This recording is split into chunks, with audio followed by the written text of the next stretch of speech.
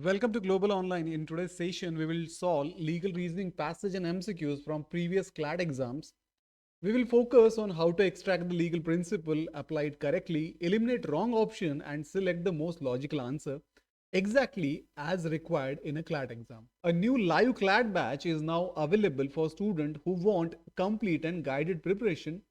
This batch includes live interactive classes, updated legal reasoning techniques, topic-wise notes and worksheets, full-length mock test, regular performance tracking, and doubt-clearing support. So let's begin and sharpen your approach to legal reasoning for your CLAT exam. So let's read this passage. The editor guide of India has exposed concern over the draconian provisions of the press and registration of periodicals, that is PRP Bill 2023, that can have an adverse impact on freedom of the press. The Guild added, Editors Guild of India would like the proposed bill to ensure that publishing of news in India remains free of encumbrance and intrusive checks on publishers by the registrar, and the primary emphasis of the registrar and PRP remains registration and not regulation, as the latter has the potential of restricting freedom of the press. In the definition section, the term specified authority gives the power to government agencies beyond the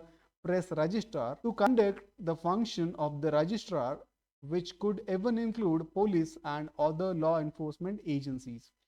Given the intrusive, expansive, and vague nature of powers that the bill in any case allows to the press registrar, the power to further delegate this power to other government agencies, including law enforcement agencies, is deeply distressing. The Guild said the statement says Section 4.1 and 11.4 allow the registrar to deny the right to bring out a periodical and cancel the certification of registration of the periodical to person convicted of a terrorist act or unlawful activity, or for having done anything against the security of the state. Interestingly, the PRB Act 1867 had no such provisions, given the liberal and arbitrary use of UAPA, which is the basis for defining terrorist act and unlawful activities, as well as other criminal laws, including sedition against journalists and media organizations to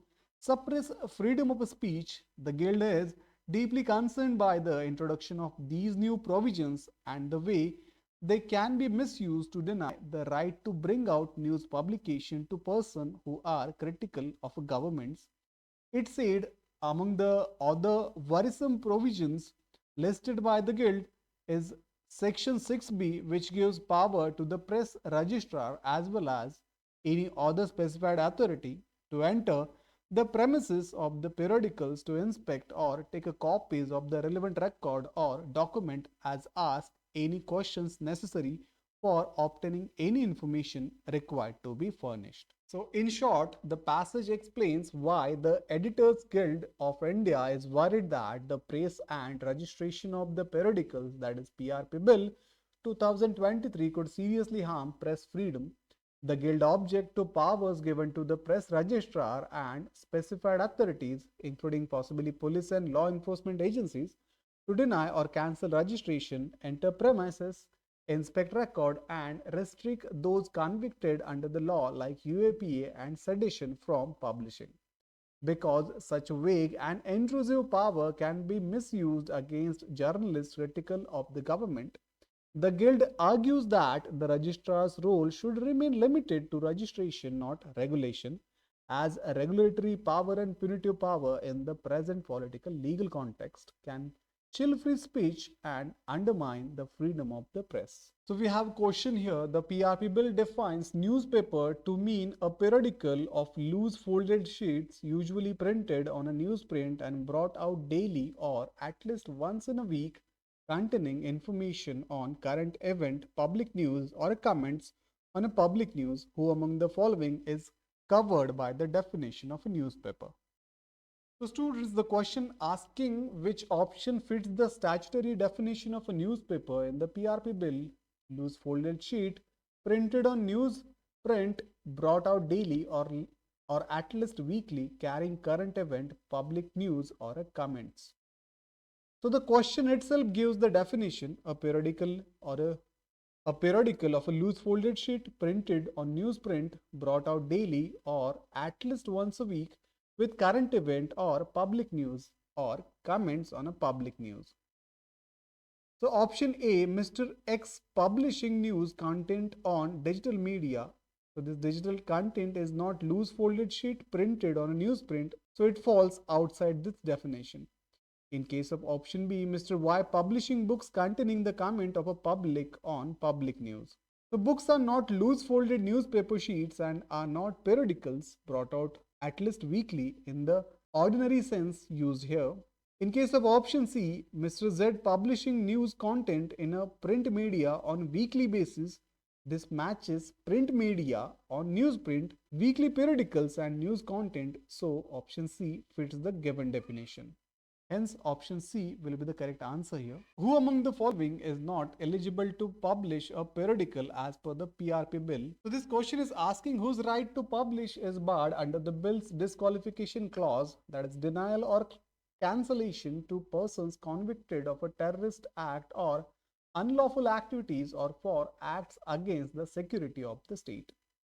So the passage states that section 4.1 and 11.4 allows the registrar to deny or cancel registration for person convicted of a terrorist act or unlawful activities or for having done anything against the security of the state. So option B says Mr. B accused of unlawful activities under UAPA. The passage talks about persons convicted, not merely accused. Accusation alone does not fit the text. In case of option C, Mr. C accused of terrorist activities under UAPA. Again, only convicted persons are explicitly targeted in the quoted clause. Mere accusation is not enough. In case of option A, Mr. A convicted of waging war against government of India.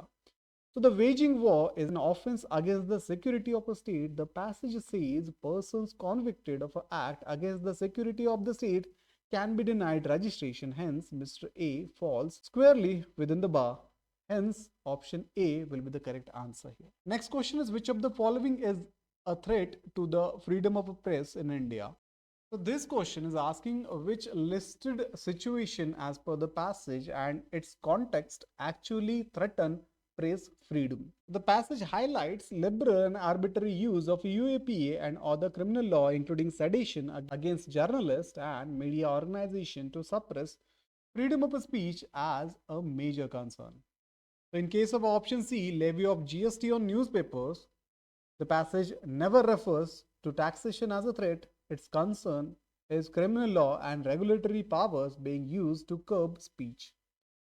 In case of option A, liberal use of UAPA against journalists, this matches the passage's warning about liberal and arbitrary use of UAPA against journalists to suppress freedom of speech. In case of option B, use of sedition laws. In case of option A, liberal use of unlawful activities prevention act against journalists refrains journalists from tracing, tracking and publishing investigative articles because they apprehend that they might be linked with the criminals. So this matches the passage's warning about liberal and arbitrary use of UAPA against journalists to suppress freedom of speech.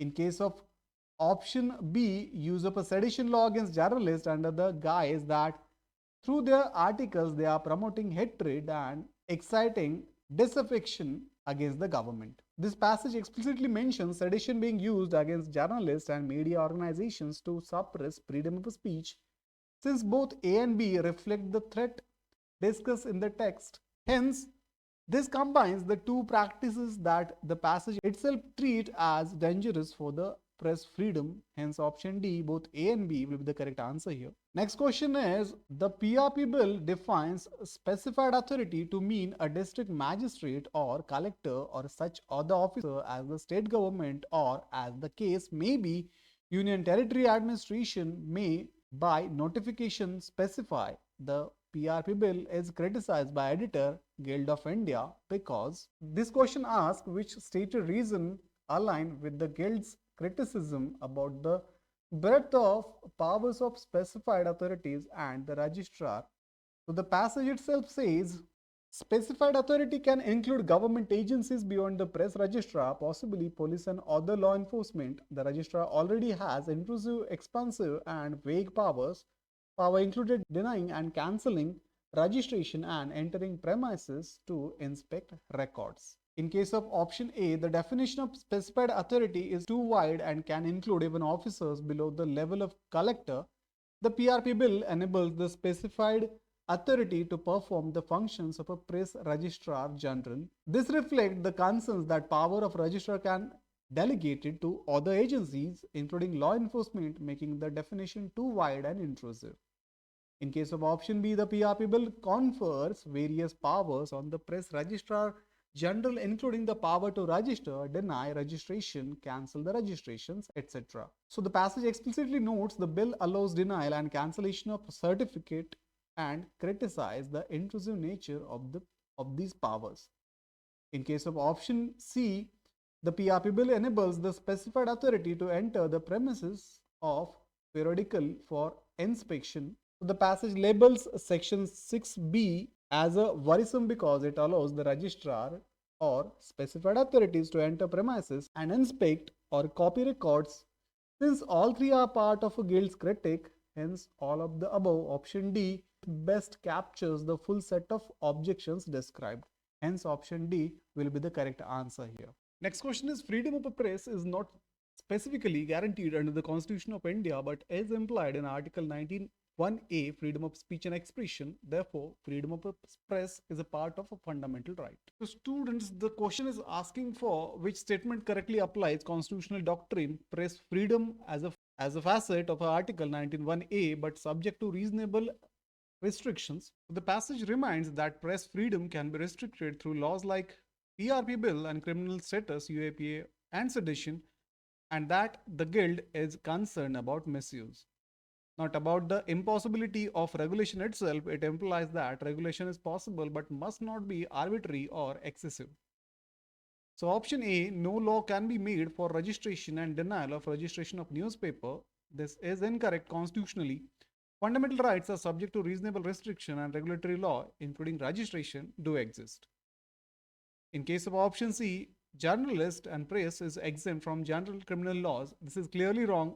The passage itself discusses journalists being proceeded against under UAPA and sedition. The problem is misuse, not total exemption. In case of option B, fundamental rights are not absolute right and reasonable restrictions can be imposed on the exercise of fundamental rights, and therefore laws such as PRP bill can be enacted. So this aligns with the constitutional doctrine press freedom is a fundamental right but not absolute.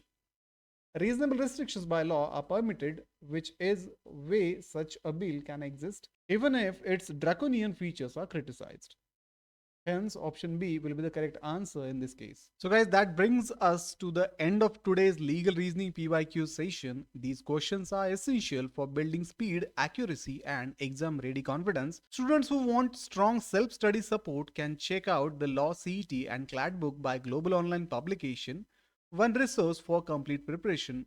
This book includes entire syllabus covered in a structured manner, chapter-wise concept explanation, practice question with the solution, previous year paper included, mock test for real exam experience, quick revision notes, and exam strategies. So the purchase link is available in the description. Like, share, and subscribe to Global Online for more CLAT preparation content. See you in the next lecture. Thank you.